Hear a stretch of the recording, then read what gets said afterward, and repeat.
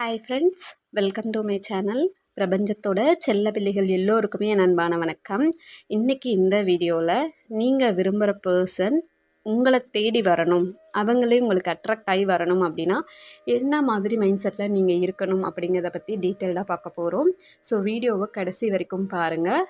இது வரைக்கும் நம்ம சேனல் சப்ஸ்கிரைப் பண்ணாதவங்க சப்ஸ்கிரைப் பண்ணிக்கோங்க. பக்கத்தில் இருக்க பெல் ஐக்கான் கிளிக் பண்ணிக்கோங்க. அப்போ தான் அப்புறம் எல்லா வீடியோஸும் உங்களுக்கு நோட்டிஃபிகேஷனில் வரும். நம்ம சேனல் சார்பாக நான் பர்சனல் ஃபோன் கவுன்சிலிங்கும் ஒர்க் ஷாப்பும் கண்டக்ட் பண்ணிகிட்ருக்கேன். அது கூடவே விரும்பும் நபரை இருக்கிறதுக்கான பவர்ஃபுல்லான லவ் மந்த்ரா ஸ்பெசிஃபிக் பர்சனோட பேரை வச்சு நான் க்ரியேட் பண்ணி கொடுத்துட்ருக்கேன். டெய்லி லவ் மந்த்ரா யூஸ் பண்ணுறவங்க கிட்டேருந்து நிறைய பாசிட்டிவ் ஃபீட்பேக்ஸ் வந்துக்கிட்டே இருக்குது. அதுக்கு நான் ரொம்ப நன்றியுணர்வோடு இருக்கேன். அது மட்டும் இல்லாமல் மிராக்கிள்ஸ் அள்ளி கொடுக்குற நம்மளோட wolf workshop every Monday நம்ம கண்டக்ட் பண்ணிகிட்ருக்கோம். ஸோ அதில் ஜாயின் பண்ணணும் ஆசை இருக்கிறவங்க எனக்கு வாட்ஸ்அப்பில் மெசேஜ் பண்ணுங்கள். அது மட்டும் இல்லாமல் எல்லாருக்குமே ஒரு குட் நியூஸ். ஏப்ரல் மந்த்துக்கான ஏர்லி மார்னிங் ஒர்க் ஷாப் 50% ஆஃபரில், அதாவது 50% டிஸ்கவுண்ட்டில் நம்ம கொடுக்க போகிறோம்.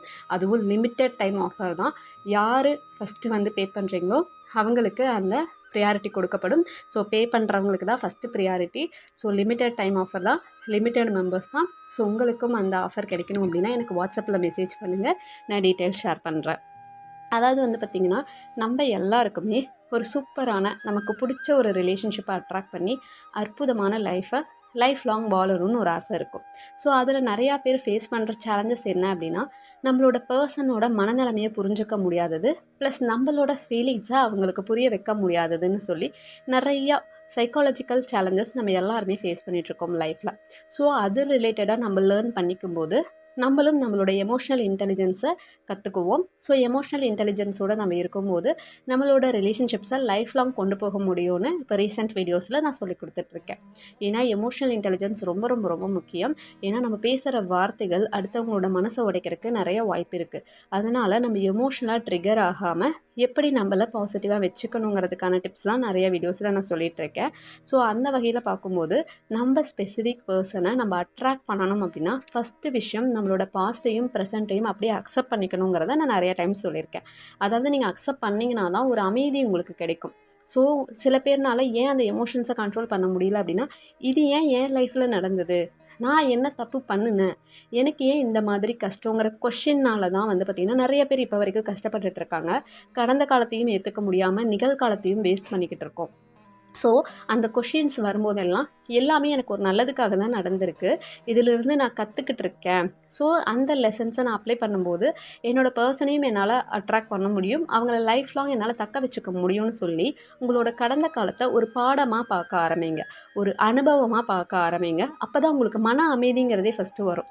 ஓகே, இது எல்லாமே ஒரு நல்லதுக்காக தான் நடந்திருக்கு, சில தவறுகள் நான் பண்ணியிருக்கேன், எப்படி என்னால் அந்த சுச்சுவேஷனை ஹேண்டில் பண்ண முடியும் அப்படிங்கிறது தெரியாமல் நான் ஹேண்டில் பண்ணதுனால தான் இந்த மாதிரி தவறுகள் நடந்திருக்கு. ஸோ இதுலேருந்து நான் கற்றுக்கிறேன்னு சொல்லிட்டு லெசன்ஸ் கற்றுக்க ஆரம்பிங்க. அது மட்டும் இல்லாமல் கொஷின்ஸ் வரும்போதெல்லாம் இதெல்லாமே ஒரு தெய்வீகமான காரணத்துக்காக தான் நடந்திருக்குங்கிறத ஃபஸ்ட்டு சொல்லுங்கள். சொல்லிவிட்டு உங்களோட மைண்டை ஃபஸ்ட்டு அமைதிப்படுத்துங்க.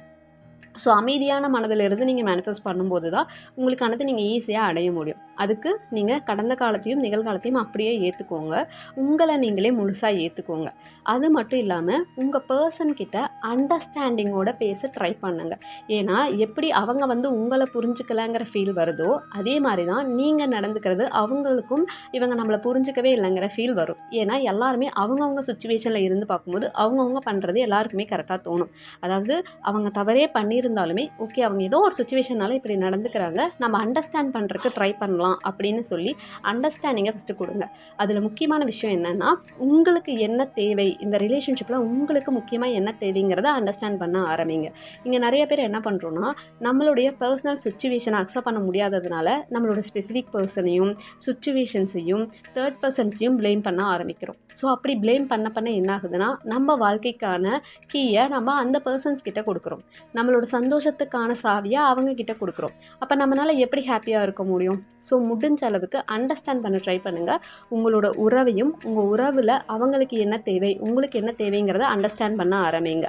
அது மட்டும் இல்லாமல் அவங்க பேசும்போது கொஷின்ஸாக கேட்டுக்கிட்டே இருக்காதீங்க. ஏன் இப்படி நடந்துக்கிறீங்க, என்னோடய ஃபீலிங்ஸே உங்களுக்கு புரியலையா, நான் எவ்வளோ கஷ்டப்படுறேன்னு உங்களுக்கு புரியலையா, இந்த ரிலேஷன்ஷிப்பை காப்பாற்றிக்கிறதுக்கு நான் மட்டும்தான் ட்ரை பண்ணிகிட்ருக்கேன், நீங்கள் ஏன் ட்ரை பண்ண மாட்டேங்கிறீங்கன்னு சொல்லிட்டு அந்த கொஷின்ஸை அவாய்ட் பண்ணுங்கள். ஏன் அப்படின்னா அவங்களுக்கும் தெரியுது நீங்கள் இங்கே கஷ்டப்படுறீங்க, உண்மையான அன்புனால தான் நீங்கள் இந்த மாதிரிலாம் நடந்துக்கிறீங்கிறது தெரியுது. ஆனால் கொஷின்ஸாக கேட்க கேட்க அவங்களுக்கு எப்படி ரீச் ஆகும்னா, இவங்க நம்மளை ப்ளேம் பண்ணுறாங்க, இவங்களை நல்லா பார்த்துக்கிற தகுதி நமக்கு இல்லை, ஸோ இவங்களுக்கு நம்ம டிசர்வ் இல்லைங்கிற ஒரு ஃபீல் வரதுக்கும் வாய்ப்பு இருக்குது. இன்னொன்று என்ன அப்படின்னா, உங்களை பற்றியும் லோவாக திங்க் பண்ணுறக்கும் வாய்ப்பு இருக்குது. ஸோ இந்த மாதிரி கொஷின்ஸ் எப்போ வரும்னா, உங்களுக்கான அன்பு உங்களுக்கே கிடைக்கல அப்படிங்கும்போது தான் இந்த மாதிரி கொஷின்ஸ் வரும். ஸோ இந்த மாதிரி கொஷின்ஸை ஒரு ரிலேஷன்ஷிப்பில் கேட்குறத அவாய்ட் பண்ணுங்கள். ஏன்னா இந்த மாதிரி கேட்க கேட்க அவங்களுக்கு கோபம் வந்துக்கிட்டே இருக்கும், அவங்களுக்குமே அந்த ரிலேஷன்ஷிப்பில் ஒரு பிடிப்பு இல்லாமல் போகும். ஏன்னா நம்ம என்ன திரும்ப திரும்ப கேட்குறோமோ அது அவங்க மனசில் பதிஞ்சுக்கிட்டே இருக்கும். எனக்காக ஏன் டைம் ஸ்பெண்ட் பண்ண மாட்டேங்கிறீங்க, என் கூட ஏன் பேச மாட்டேங்கிறீங்க, ஆன்லைன்லேயே இருக்கீங்க, யார்கிட்ட பேசுகிறீங்க, இந்த மாதிரி கொஷின்ஸ் எல்லாமே அவங்கள எமோஷனலாக ட்ரிகர் பண்ணுறதுக்கு வாய்ப்பு இருக்குது. அதுக்காக கொஷின்ஸே கேட்கக்கூடாதானா அப்படி நான் சொல்ல வரல. ஃபஸ்ட்டு நீங்கள் ரொம்ப ஸ்ட்ராங் ஆகுங்க எமோஷ்னலி. ஸோ அதுக்கப்புறம் தைரியமாக அந்த கொஷினை நீங்கள் கேட்கணும். ஆனால் டவுட்டோடையே எங்கே அவங்க தேர்ட் பர்சன்ஸ் கிட்ட பேசுகிறாங்களோ, நம்மளை வேண்டான்னு சொல்லிடுவாங்களோன்னு சொல்லி லோ எனர்ஜியில் நீங்கள் இந்த கொஷின்ஸ் கேட்க கேட்க அவங்களுக்கு கோபம் தான் வரும். ஸோ அவங்க உங்களுக்கு ப்ரூஃப் பண்ணுறக்கு பதிலாக அவங்க எமோஷ்னலி ட்ரிகர் ஆகி உங்களை ஹர்ட் பண்ண ஆரம்பிப்பாங்க.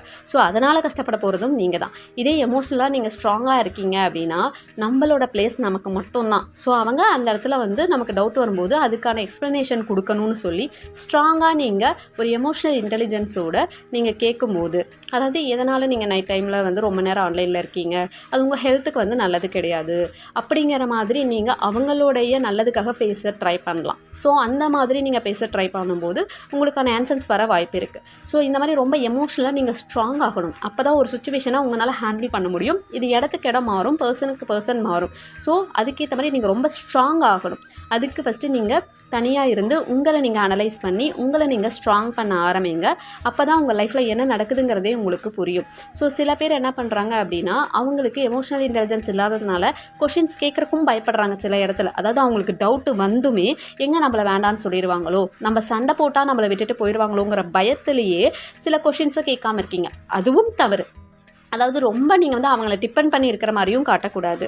ஆனால் அவங்க தப்பு பண்ணுறாங்க, நம்மக்கிட்ட ஏதோ மறைக்கிறாங்க அப்படிங்கிற ஒரு உணர்வு வரும்போது ஸ்ட்ராங்காக கொஷின் கேளுங்க. சொல்கிறது 2 டிஃப்ரென்ஸும் உங்களுக்கு புரியும்னு நினைக்கிறேன். அதாவது உங்களுக்கு இன்செக்யூராக இருக்குது, உங்களுக்கு அந்த காம்ப்ளெக்ஸ் இருக்குது, இன்ஃபீரியாரிட்டி காம்ப்ளெக்ஸ் இருக்குது, அதோட கொஷின்ஸ் கேட்குறதுக்கும் நீங்கள் ரொம்ப ஸ்ட்ராங்காக இருந்து கொஷின் கேட்குறதுக்கும் டிஃப்ரென்ஸ் இருக்குது. அதாவது என்ன நீங்கள் கரெக்டாக ட்ரீட் பண்ணால் மட்டும்தான் நான் உங்கள் லைஃப்பில் இருப்பேன், ஸோ எனக்கு செல்ஃப் ரெஸ்பெக்ட் இருக்குது, செல்ஃப் கான்ஃபிடென்ஸ் இருக்குது, நீங்கள் கரெக்டாக இல்லைன்னா நீங்கள் இல்லாமல் கூட என்னால் சந்தோஷமாக வாழ முடியுங்கிற மனநிலைமையை நீங்கள் அவங்களுக்கு காட்டும்போது அவங்க கரெக்டாக நடந்துக்குவாங்க. இதே நீ இல்லாமல் என்னால் இருக்க முடியாது, அந்த மைண்ட் செட்டில் நீங்கள் இந்த மாதிரி கொஷின்ஸ் கேட்குறதுக்கும் டிஃப்ரென்ஸ் இருக்குது. இதை தான் நான் உங்களுக்கு புரிய வைக்கிறேன். ஸோ ஃபஸ்ட்டு உங்களை நீங்கள் அண்டர்ஸ்டாண்ட் பண்ணிக்கோங்க. என்ன எனர்ஜியில் நீங்கள் இருக்கீங்கிறது ஃபஸ்ட்டு தெரிஞ்சுட்டு அதுக்கப்புறம் அந்த ரிலேஷன்ஷிப்பில் கரெக்டான கொஷின்ஸை நீங்கள் கேளுங்க. கண்டிப்பாக உங்களுக்கு நல்ல வழி கிடைக்கும். ஸோ உங்களுக்கு தேவையானதும் உங்களால் அட்ராக்ட் பண்ண முடியும். ஸோ ஃபஸ்ட்டு இன்செக்யூராக ஃபீல் பண்ணுறத ஸ்டாப் பண்ணுங்கள். அது மட்டும் இல்லாமல் நீங்கள் ஒரு அன்புக்கு தகுதியானவங்கிறத உங்கள் மைண்டுக்கு நம்ப வைங்க. அதுக்கு ஃபஸ்ட்டு உங்களுக்கான அன்பை நீங்கள் உங்களுக்கு கொடுக்கணும். நம்ம ரொம்ப ரொம்ப ரொம்ப ஸ்பெஷல், நம்மளை மாதிரி ஒருத்தவங்க இந்த உலகத்திலேயே கிடையாது, நம்மளை மாதிரி அவங்களுக்கு அன்பு காட்டுறதுக்கு யாரும் இல்லைங்கிறத ஃபஸ்ட்டு ஸ்ட்ராங்காக புரிஞ்சுக்கோங்க. அது மட்டும் இல்லாமல் எல்லா சுச்சுவேஷன்ஸுமே நம்மளை ஒரு சிறப்பான இடத்துக்கு கொண்டு போகிறதுக்காக வந்துக்கிட்டு இருக்கு. ஸோ அந்த சேலஞ்சஸ்ஸு உங்களுக்கு என்ன கற்றுக் கொடுக்க வருதுங்கிறத நீங்கள் கற்றுக்கோங்க. ஸோ என்ன அப்படின்னா, நிறைய பேத்துக்கிட்ட நான் சொல்லுவேன், அவங்க ஒரு கெரியரில் பெரிய இடத்துக்கு போகணும்னு ஆசைப்படுவாங்க. வீட்டில் பார்த்திங்கன்னா நிறைய சேலஞ்சஸ் வர மாதிரி இருக்கும். அப்போ நான் சொல்லுவேன், உங்களோட கெரியருக்காக யூனிவர்ஸ் உங்களை ரெடி பண்ணுறாங்க. சொந்த வீட்டு பிரச்சனையவே உங்களால் ஈஸியாக ஹேண்டில் பண்ண முடியலனா வெளியில் போய் சமுதாயத்தில் நீங்கள் எப்படி ஹேண்டில் பண்ணுவீங்க? ஸோ வீட்டில் நீங்கள் ரொம்ப கூலாக எமோஷ்னல் இன்டெலிஜென்ஸோடு நடந்துக்க ஆரம்பிங்க. ஸோ அந்த ஆட்டிடியூடு உங்களுக்கு வர ஆரம்பிக்கும். அது சமுதாயத்துலேயும் உங்களுக்கு நல்ல சேவையை பண்ண வைக்கும் அப்படின்னு சொல்லுவேன். ஸோ அப்போ எல்லா சுச்சுவேஷனும் உங்களுக்கு ஏதோ ஒன்று கற்றுக்க கொடுக்க தான் வருது. ஸோ அதை ஈஸியாக ஹேண்டில் பண்ணுறதுக்கு ஃபஸ்ட்டு உங்களை ரெடி பண்ணுங்கள். அது சேலஞ்சிங்காக தான் இருக்கும், ரொம்ப கஷ்டமாக தான் இருக்கும். ஆனால் கற்றுக்க ஒரு நாள் இல்லை ஒரு நாள் உங்களை நினச்சே நீங்கள் பெருமைப்படுவீங்க. அந்த அளவுக்கு உங்களை உயரத்துக்கு பிரபஞ்சம் கொண்டு போவாங்க. ஸோ இந்த மாதிரி எல்லா சூழ்நிலையிலையும் என்ன கற்றுக்க முடியும், இதை எப்படி பாசிட்டிவாக பார்க்க முடியுங்கிற மைண்ட் செட்டோடு நீங்கள் பார்த்தீங்க அப்படின்னா கண்டிப்பாக உங்கள் வாழ்க்கை இனிமையானதாக இருக்கும். எல்லா ரிலேஷன்ஷிப்பையும் உங்களால் ஈஸியாக தக்க வச்சுக்க முடியும். லைஃப் லாங் உங்களுக்கு ஹாப்பினஸ் கிடைக்கும். ஸோ இந்த மாதிரி சைக்காலஜிக்கல் டிப்ஸ் யூஸ் பண்ணுங்கள். உங்களை நீங்களே பாசிட்டிவாக வச்சுக்க முடியும். உங்களுக்கு எல்லாமே நல்லதாகவே நடக்கும். So thank you so much everyone. Love you so much everyone. Thank you so much universe. அனைவருக்கும் நல்லதே நடக்கட்டும். Love you so much universe.